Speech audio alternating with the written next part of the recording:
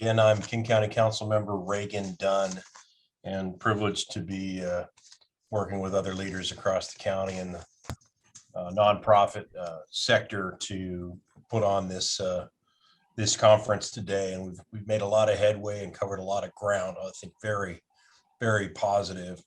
But we've got more to come here. And one session that I'm really excited about here is session number 3, addressing the stigmatization of addiction and how it plays a role with victims and their families seeking recovery. And as I've mentioned in the prior session, I'm a recovering alcoholic, and I have seen how stigmatization works as closely as maybe anybody. You know, as an elected official, I took great pains to not make public my own battle with alcoholism until I finally made it public, and through some really stupid decision to get in a car and drive many years ago now. And the stigmatization is so powerful in so many ways that it I think has an incredible effect on making people not seek the treatment that they might need, or talk about it, or share it. And Sharon Fenton, who is here today, is going to talk a little bit about this. She is the director and administrator of North Point, Seattle, and has been working an outpatient co-occurring treatment in the Northwest for over 20 years. She's passionate about providing innovative evidence-based treatment that addresses the holistic needs of the individual. Sharon also served as a faculty member in the Alcohol and Drug Studies program at Bellevue College for a number of years. So Sharon, thanks for being here today. I appreciate this and look forward to your presentation. And maybe if there's some questions at the end, you'll have them, if that's okay. Great. Go ahead. Thank you. All right. Thank you so much, Councilmember Dunn and his staff who put together this conference.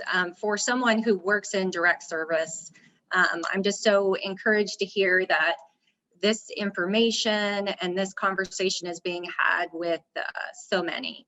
And one thing that is especially was touching to me is just the level of effort, care, and respect that has been a thread that we've heard throughout this conference. So it's exciting to see that in the middle of this pandemic, that this is the way that the providers and individuals connected to providing substance use disorder treatment or support for those individuals has really responded so well.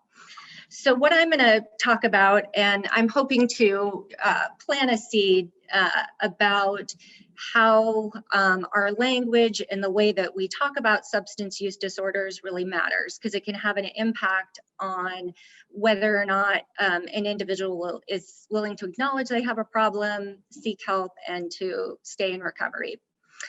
So next slide, please. I had seen a speaker, Dr. Kelly, out of Harvard Medical School, and was just really encouraged by this research presentation that he had, which I've got listed there if anybody wants to see it and see more information. But what he took a look at is looking at the words that we use within clinical settings and how that impacted how people felt about individuals with substance use disorders. So one quote from Dr. Kelly: "The words we use matter. Caution needs to be taken, especially when the disorder concerned are heavily stigmatized, as in substance use disorders." So next slide. An overview of his research, and one piece of it that I'm going to talk about is research that continues to provide evidence that addiction is highly stigmatized despite our increasing understanding about the biomedical nature of the condition. The stigma is a barrier to acknowledging the problem, accessing help, and maintaining recovery.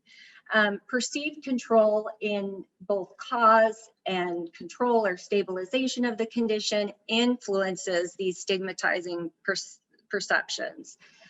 One way to reduce stigma is by shifting our language around substance use disorders. So go to the next slide.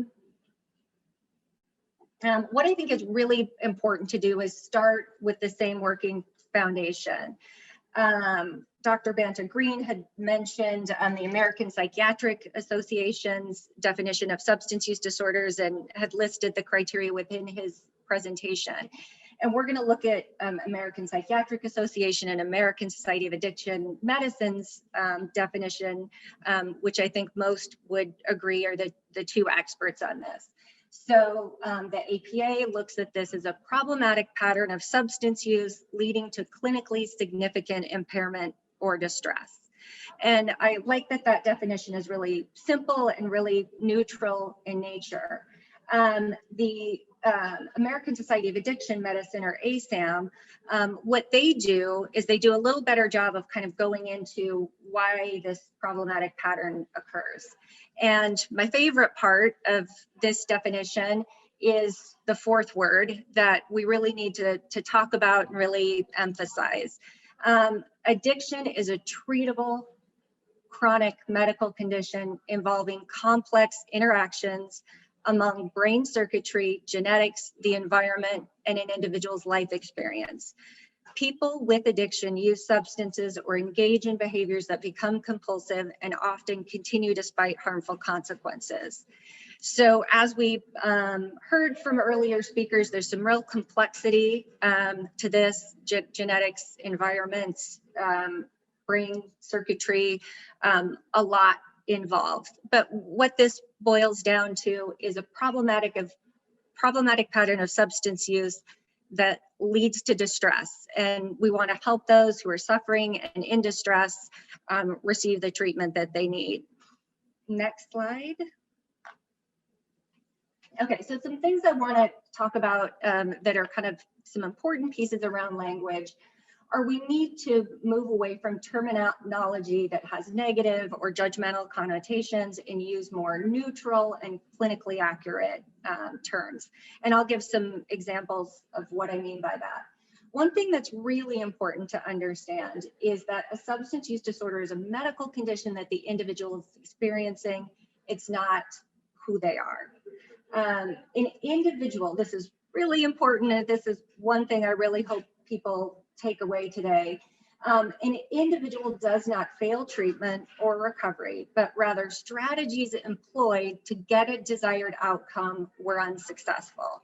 And you know, we've talked about today that, you know, approaching this as what the desired outcome for the individual is really important.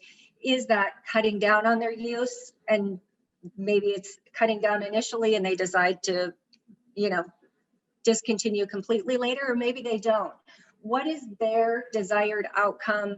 And if the strategies that we're employing aren't successful, both as clinicians and as the individual, let's keep working on this, just like we would with other medical conditions. If we're not curing the cancer, if we're not stabilizing the hypertension, if someone's diabetes and sugar levels is not stabilizing, what are we going to do? What are our range of options that we have to help this individual? And we need to be sensitive to the fact that individuals can attach meaning to certain terms based on their personal experiences. So if we use a term like alcoholic or addict, and they grew up in a family hearing, you know, this person is an addict or alcoholic, and what they're doing with alcohol or with substances isn't like that. Oh, what I'm doing isn't a problem because I am not doing that. And this goes beyond just even those two terms. It can go into what we believe around relapse, what we believe around detox, what they can have a lot attached to that. Next slide. So here's some examples of some problematic terms that I want to hit on. Drug abuser, this was one of the terms that was really found to be especially problematic in the study that was done. Alcoholic addict, an individual absolutely has a right to use whatever language they want to describe themselves, but as practitioners and individuals that are servicing those individuals, we want to make sure that that we are using appropriate language. Some of the terms that we use, they failed their UA, they've gotten kicked out of treatment or failed treatment, or even the term denial can be problematic. So next slide. So here's some alternative ways that we can phrase things. An individual with a substance use disorder or problematic pattern of substance use. So again, it's the individual, it's a condition that the individual is dealing with, not who the individual is. An individual they have a positive UA that indicates something, recent use, previous use. The next item, we talked about this, I'm sorry, can you go back one slide? The strategies implemented, again, by the individual, by the clinician, have not been successful in stabilizing the condition, so we're recommending. I work in direct care, and when we have an individual that we really need, they're not succeeding in the level of care that we have them at, and we need to make some adjustments, they can come into my office and go, are you going to kick me out? And what's going to happen? And one of the things that I always say is there's no getting kicked out of healthcare or failing healthcare. We're just going to try some other things. We're going to have a conversation. We're going to talk about some things that might work in helping us reach this united goal that we have. And even the term, again, denial, which can be problematic, is being sensitive to the language of, I have some concerns that what you're sharing might not be accurate, and here's why. I just really want to help you, and if I don't know what's really going on here, then I can't get to the bottom of that. And that can be what another healthcare provider may say in the treatment of anything. I was thinking to myself about this, and when my dentist asks how often I'm flossing, I might not always give an honest answer. So we want to be as accurate as we can with our healthcare providers, but we've got to understand that there can be some reasons why we might not be getting all the information we want. Next slide. Some other problematic terms. I think the word disease can just be a little intense and shocking for people, and until they have some information and some education through treatment, some other terms like condition, problems, concerns can be better alternatives. I think relapse, people have a lot of ideas and judgments about what that is. There's often negative connotations with judgments around failure from the patients, from other people. And I like to describe this instead. It was either an incident of use or an episode of substance use. It's much more normal. It takes out the negative connotation. One of the things that I appreciate most in what I've heard from Council Member Dunn today is being open and talking about relapse. So many times we get compassion and people get care and understanding when they ask for help and they go for treatment. And we don't provide that same kind of care and concern with relapse. We can get so much more judgmental around this, and individuals themselves can get very judgmental around it. Next slide. I want to just give an example too of how it can be important to reframe some statements. And I want to give one example that's kind of a common way that we try to focus as professionals, focusing on positive progress, strengths. An example statement from a patient: this is the third relapse. I don't understand why I can't get this right. And if you can reframe that for them to help them understand, you've had 9 days of substance use in the past 6 months. Prior to that, you were using every day. You've made significant progress in stabilizing your condition. That really helps them to understand and see the success that they had and the progress that they made versus going, gosh, I put all this effort in and all I do is keep failing. Next slide. And just in closing, I want to say, as practitioners, community members, affected family, or members of the community, we need to pay attention to our language as it relates to substance use disorders. Our choice of words can promote or prevent ongoing stigma. This quote from Abraham Lincoln, which is one of my favorites, below illustrates that while we need to adjust our language and remove our judgments, we need to continue to provide empathy, respect, and support those suffering from this condition. And this is again, a quote from Abraham Lincoln. In my judgment, such of us who have never fallen victims have been spared more the absence of appetite than from any mental or moral superiority over those who have. Indeed, I believe that if we take the habitual drunkard as a class, their heads and their hearts will bear an advantageous comparison with those of any class. And we don't use the term drunkard anymore, but we've removed that language successfully, but we need to keep that same kind of compassion. Individuals that don't have substance use disorders aren't morally superior to anyone else.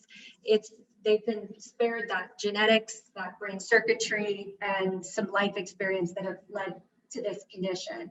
So one thing I would just say in closing, I appreciate everybody's work, and the reason why this is so important, as indicated here, these are some of the best and the brightest among us that we're going to lose to this medical condition if we don't put all of our efforts forward. So again, I appreciate the opportunity to talk to you guys today and plant this seed of being cautious about the language that we use and being respectful in treating this medical condition no different and no more judgmental or negatively than we would any other. Well, thanks, Sharon. And that's so well said. And I appreciate that. I mean, if somebody gets knocked down with cancer, you don't, see people rushing to make great, powerful moral judgments about what they did. But for some reason, when it comes to drug or alcohol use, it's as bad as it can get. And a lot of us have thought about how to do this. I want you to know that I'm working with Executive Constantine and some other leaders here at the county to really work on a powerful, enhanced anti-stigmatization campaign at all levels. And we really want to start to get the word out. So much of it is just an education campaign to those who haven't struggled with this disease. And I think ultimately we'll get there. I know that's the future. The trajectory on getting there is a little bit tougher, but Sharon, love the chance to work with you on that issue and others moving forward. Thanks so much for your Thank you. Your time. Appreciate it, Sharon.